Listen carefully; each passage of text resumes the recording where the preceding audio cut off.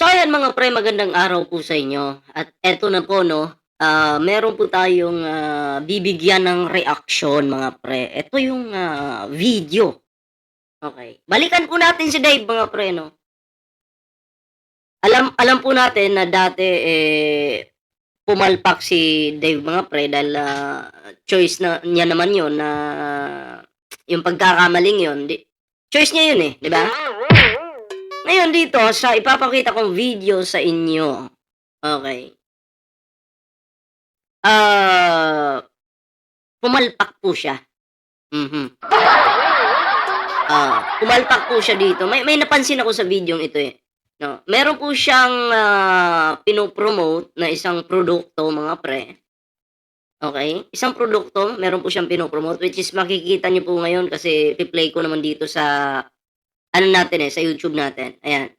Oo, pero may napansin ako, pumalpak po siya dito sa kanyang promotion pag-promote dito sa produktong ito, 'no. Ang nakakapagtaka, itinuloy pa rin po nilang i-post kahit palpak po yung sinabi ni Dave dito. No, hindi po ito ay, wala po akong pakialam sa produkto, hindi ko alam kung masarap ba yun o hindi 'no, hindi ko pa naman natikman. Yung ating topic dito is about, Dave, yung kanyang pag-promote, yung way niya ng kanyang pag-promote sa isang produkto, okey? Ah, Dito sa videong ito, hihimay-himayin po natin 'to, 'no. Mga basher diyan magsasabi na naman, wala ka na namang ma-content." Ulol, tanga. Bihira na nga lang ako makapag-content dito sa ano ko, sa main channel ko dahil busy tayo sa kabilang channel. Dalawa yung channel ko, eh. Masakit lang talaga sa inyo 'pag, nakikita nating, may kapalpakan na ginagawa si Dave. Hindi naman kasi sa lahat ng bagay o sa lahat ng oras, si Dave, perfect, 'di ba? May kapalpakan. Unahin natin yung kapalpakan, 'di ba? Para na rin 'to sa may-ari ng produkto, kay Renz Lorenzo yata ito 'no? Oo, kay kumpare. Para na rin po ito, sa may-ari ng produkto para naman yung, produkto pong ito, eh, kumbaga makilala naman.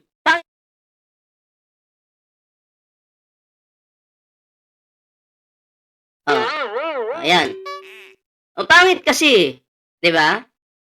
Pangit kasi na kumbaga may mali tapos baka hindi lang napansin ni Rex ano, pero Rex, kumpare papakita ko sa'yo yung mali ni Dave dito, okey? Hindi ko naman sa sinasabing, talunan si Dave, pero ito lang yung napansin kong mali niya, okey? So, i-play po natin yung video mga pre 'no. Pero siyempre bago po tayo tuloy-tuloy sa ating, reaksyon mga pre, ayan huwag kalimutang mag-like, share, and subscribe para naman po, maging updated po kayo sa mga uploads natin, ayan. And siyempre 'no, meron po tayong ano diyan, may TikTok po tayo diyan mga pre. Kumpleto po 'yan, may, bukod sa TikTok, meron po tayong Facebook page, May Facebook page po tayo mga pre at, Ballpoint Man 2.0 at Ballpoint Man 3.0, ayan. So eto na, panoorin po natin ang, videong ito mga pre ni Dave. Meron po siyang pino-promote na isang produkto. Peanut ano 'to, peanut brittle yata 'to mga pre 'no. Hindi ko pa natikman 'to 'no. Mukhang masarap 'to ano, ewan ko lang ano, pero mukhang masarap ang pulutan. Okay, so play po natin ang videong ito. Alam niyo po ba na napakasulit ng bawat pack na Milky Peanut Brittle Bars ng R-Dave?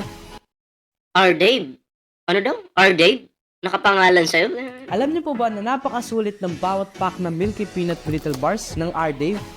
Sa pagkakarinig ko R-Dave yata 'yun, okey. R-Dave nga, R-Dave. Kumbaga parang ang nagma-manage kasi naka-post po sa Facebook page ni Rex Lorenzo.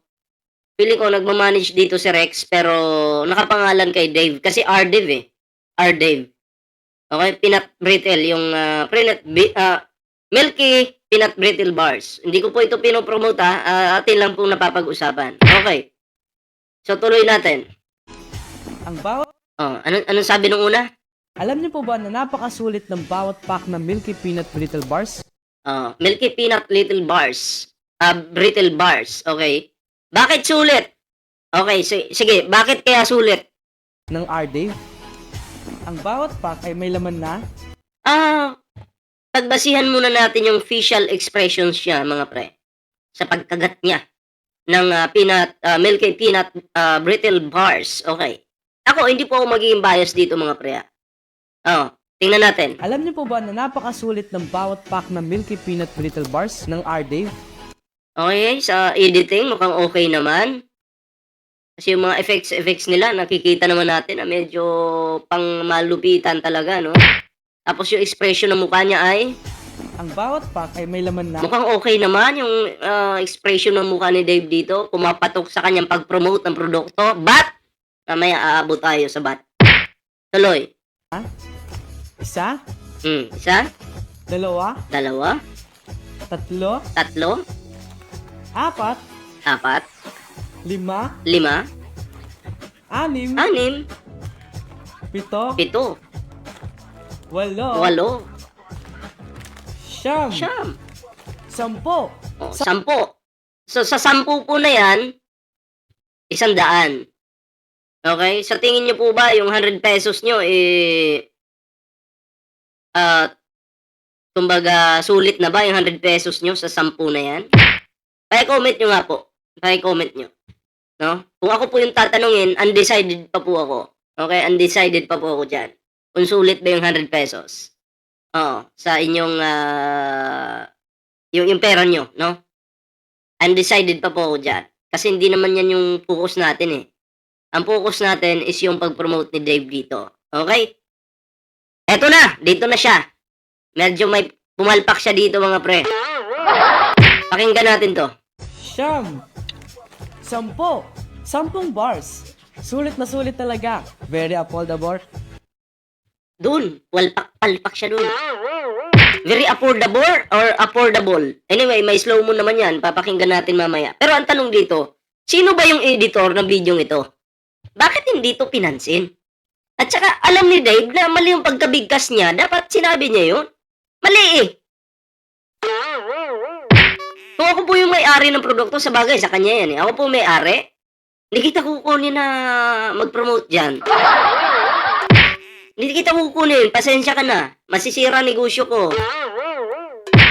Pakinggan nyo. Bars. Sulit na sulit talaga. Very affordable. Very affordable? Anong salita yun? May bago ba yan? Bagong lingwahe ba yan? Diba? Bagong lingwahe ba yan? Sulit na sulit talaga. Very affordable. Very affordable? Sige, linawin natin. Baka sabihin nyo, ballpoint man. Sinungaling ka, tama naman yung pagkabigkas Tama naman bago natin i-play po yung slow-mo, maglinisan nyo muna yung tenga nyo. Linisan nyo po muna yung tenga nyo. Ito na yung malinis na ba yung tenga? Ng mga wakwak? Okay na? Ito na mga pre. I-play po natin ngayon yung slow-mo. Dito naman po tayo sa slow-mo. Pakinggan natin to. Siyam, sampo, 10 bars. Sulit na sulit talaga. Very affordable. Affordable. Very affordable. Malinaw, di ba? Very affordable. Very affordable. Yun. Affordable. Very affordable. Ulit. Sulit talaga. Very affordable. Very affordable. Confirmed. Confirmed po. Very affordable. Ano to? Hinayaan nyo tong ganito? Palpak eh. Sa bagay, sa'yo rin naman yan. Pero alam mo, kung ikaw may-ari niyan, ginalingan mo na sana. Mali yung pag-promote mo. Anong affordable? Ulitin natin. Very affordable. Affordable dapat. Hindi affordable. Diba? Kung ako po yung may-ari ng peanut na yan, at kukuha ko ng model, aba yung malupit na. Yung malupit. Hindi yung pangkanto lang na Okay naman po yung facial expressions niya. Okay naman. Perfect para sa akin. Pagkagat-kagat niya, okay. Pagbibilang na. Pero yung ganitong apple the bore, wala. Nakakatawa. Ulitin pa natin. Baka bingi yung wakwak. Oh. Very affordable. Oh, very apple the bore. Palakpakan natin. Woo! Apple the bore talaga. Ah. Baka sabihin nyo, ballpoint man kung ano-ano na lang napapansin mo. Mali eh. Huwag mong i-post sa social media para hindi natin mapansin. Ito napansin po natin to. Masakit ito para sa inyo. Pero, i-correct nyo to. Kung hindi kayo mapupuna, hindi nyo mape-perfect yan. Pasalamat kayo, napuna kayo. Napuna to. At least next time, aayusin na ni Dave yung kanyang pag-promote. Yung kanyang mga sasabihin. Hindi na mabubulol-bulol pa.